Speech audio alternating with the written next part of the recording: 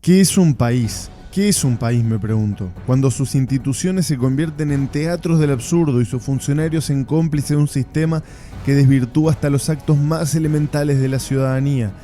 ¿Qué es un país cuando la licencia para conducir, un documento sagrado que certifica nuestra capacidad para manejar una tonelada de metal a 100 km por hora, se convierte en mercancía de feria, señores, en producto de excursión turística, en una suerte de souvenir administrativo que se vende al mejor postor? Hoy, estimados, les voy a contar una historia que comenzó en Isidoro Noblia, un pueblito de Cerro Largo de 2.655 habitantes según el último censo, pero que en realidad es la radiografía de un país enfermo, de un sistema que hace agua por todos los costados, de una institucionalidad que se desmorona mientras los políticos miran para otro lado y los funcionarios se dedican al pequeño comercio de licencias, señores. El teatro del fraude, cuando lo imposible se vuelve rutina. Y vamos por partes, señores. Entre enero y junio de 2024, en esta localidad de 2.655 habitantes, y escuche bien, se expidieron nada menos y nada más que 1.305 libretas de conducir. 1.305. Eso significa que prácticamente uno de cada dos habitantes de Noblia se sacó la licencia de conducir en 6 meses. Pero claro, esto no es aritmética básica. Es algo mucho más perverso. Es la aritmética de la corrupción, la matemática del fraude institucionalizado.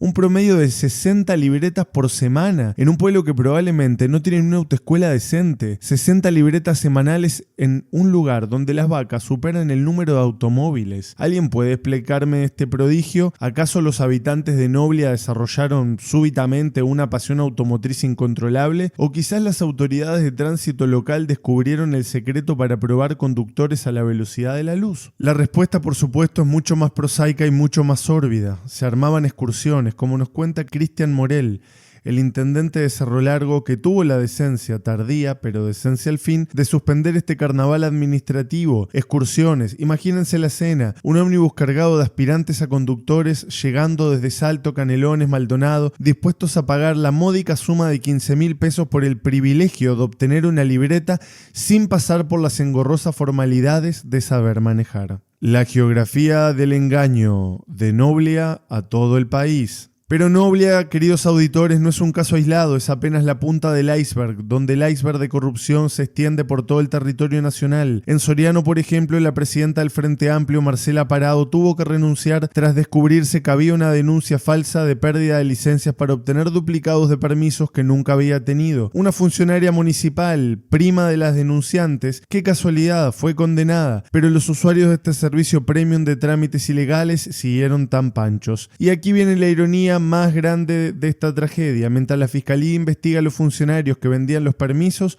los compradores, esos ciudadanos que conscientemente decidieron volar al sistema, siguen manejando por nuestras rutas con total impunidad. Es como si detuviéramos a un dealer pero dejáramos libres a todos los drogadictos. Es la justicia selectiva en su máxima expresión, la aplicación de la ley con criterio de clase y conveniencia. El diputado colorado Sebastián Sanguinetti tuvo que hacer pedidos de informes, que recibió denuncias de que situaciones similares podrían estar ocurriendo en otras localidades de Cerro Largo y Florida. Es decir, estamos hablando de una red, de un sistema, de una cultura institucional que ha normalizado el fraude como método de gestión. La lógica perversa, cuando el Estado se convierte en cómplice. Pero ¿sabe qué es lo más grave de todo esto? No es solo que hayan vendido libretas de conducir como si fueran empanadas en la feria. Lo grave es la lógica perversa que subyace a todo este esquema. En un país donde cada año mueren más de 430 personas en accidentes de tránsito, un 2,8% más que el año anterior, según datos del UNACEB, hemos convertido el permiso de conducir en una transacción comercial. Marcelo Metediera, presidente del UNACEB, expresó su preocupación por las implicancias que puede tener alguien que no esté preparado ni en condiciones médicas esté conduciendo. Preocupación, como si fuera un tema meteorológico, como si estuviéramos hablando de la posibilidad de lluvia y no de potenciales asesinos involuntarios circulando por nuestras rutas con documentos falsos en el bolsillo. Porque de eso estamos hablando, señores, no nos hagamos los distraídos. Cada libreta vendida ilegalmente es una bomba de tiempo sobre ruedas. Cada conductor que compró su permiso en lugar de ganárselo es un peligro público ambulante, y nosotros, los ciudadanos honestos, que sí aprendimos a manejar, que sí pasamos los exámenes, que sí respetamos las reglas, somos las víctimas potenciales de este sistema demencial. El silencio de los culpables, la política de la omisión. Y mientras todo esto sucedía, ¿dónde estaban las autoridades? ¿Dónde estaban los controles? ¿Dónde estaban esos funcionarios de carrera que supuestamente velan por el correcto funcionamiento del aparato estatal? La respuesta es tan obvia como desoladora. Estaban mirando para otro lado, ocupados en sus propias prebendas, en sus propios negocios, en sus propias corruptelas. El exalcalde de Noblia, Fabio Freire, cuando se destapó el escándalo en plena campaña electoral, tuvo la desfachatez de calificar las denuncias como un hecho político, como si la corrupción fuera una cuestión de colores partidarios, como si el fraude tuviera bandera. Es la respuesta típica del político uruguayo cuando la agarran con las manos en la masa. Todo es persecución política, todo es campaña sucia, todo es conspiración, pero la realidad, señores, es mucho más simple y mucho más triste. No hay conspiración, no hay persecución política, hay simplemente un sistema podrido de sus cimientos, una institucionalidad que ha perdido todo sentido de responsabilidad pública, una burocracia que ha confundido el servicio público con el negocio privado. El futuro que nos espera,